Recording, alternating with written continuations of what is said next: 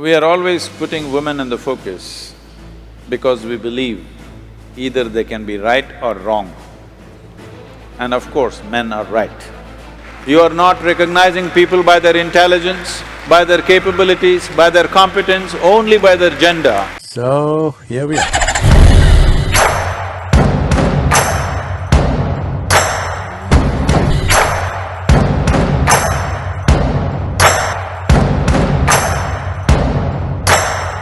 Sadhguruji, what is the quality you find in an Indian woman when compared to the world woman, other countries? What is the best and beautiful quality, one single quality? Are you trying to get me into trouble?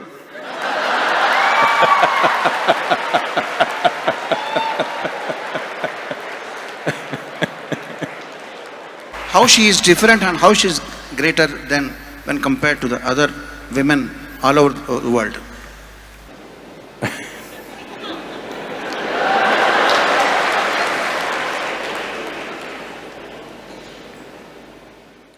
See, I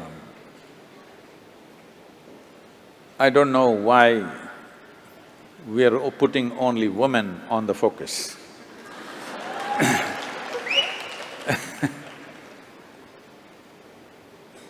We are always putting women in the focus because we believe either they can be right or wrong. And of course, men are right. So because we are always right, we are looking whether this is the right kind of woman or the wrong kind of woman.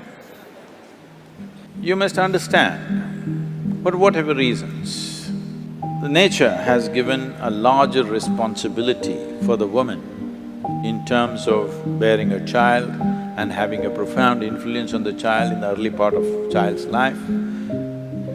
And when we talk about a child, don't think this is about reproduction. You and me are here because of that. So, our very existence began in a woman's body. That is, if you're normal birth, I am normal birth. There are some people who claim they dropped from elsewhere, I have nothing to say about them. If you're normal birth, our life began in a woman's body.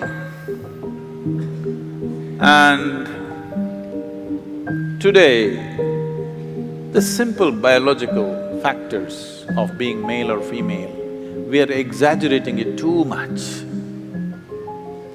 I'm saying, when you're walking on the street, why should you be bothered whether somebody is a woman or a man? Why are you bothered what is in somebody's pants? It's not your business. Only in bathrooms and bedrooms it should matter, nowhere else. In the working places, on the street, wherever else we are, why should it matter whether somebody is a man or a woman? Why can't you just treat them as human beings? I think we are excessively focused on this, which is creating a very unhealthy atmosphere. That means we are constantly over-infatuated with body parts, that is why we are going on recognizing people as by their gender. You are not recognizing people by their intelligence, by their capabilities, by their competence, only by their gender.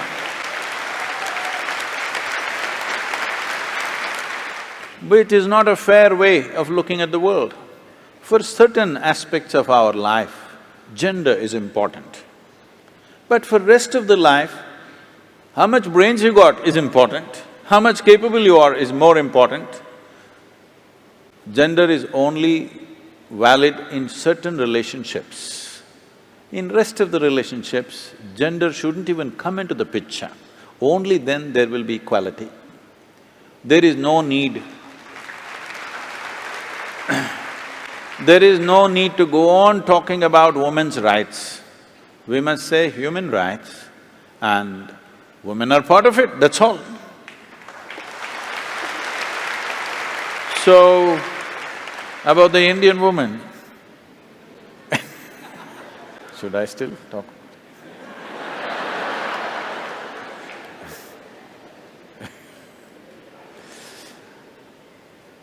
In this country, for a long time, we've nurtured many wonderful things.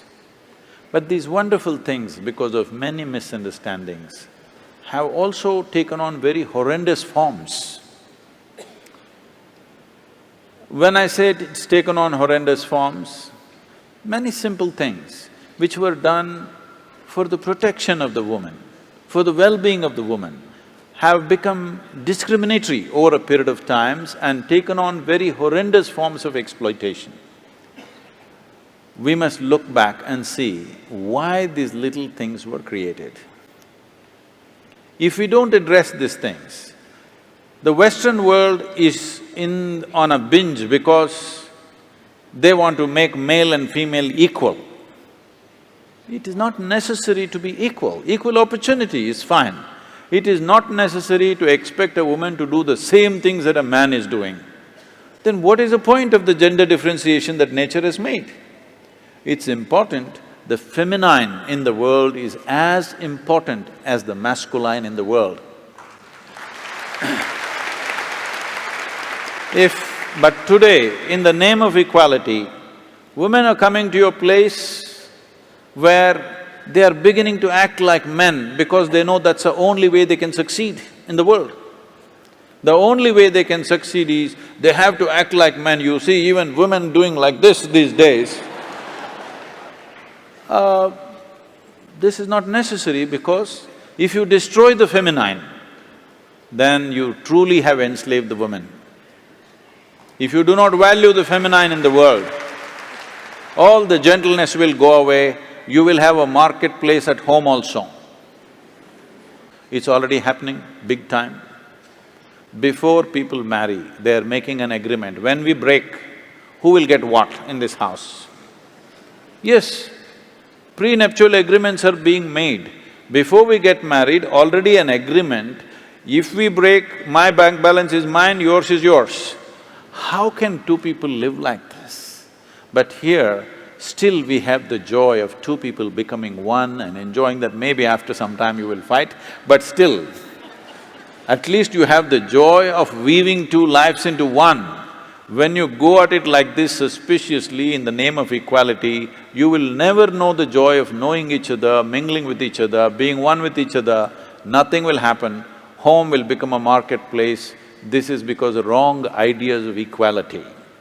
Equality you should not even talk about. We should talk about responsibility for each other.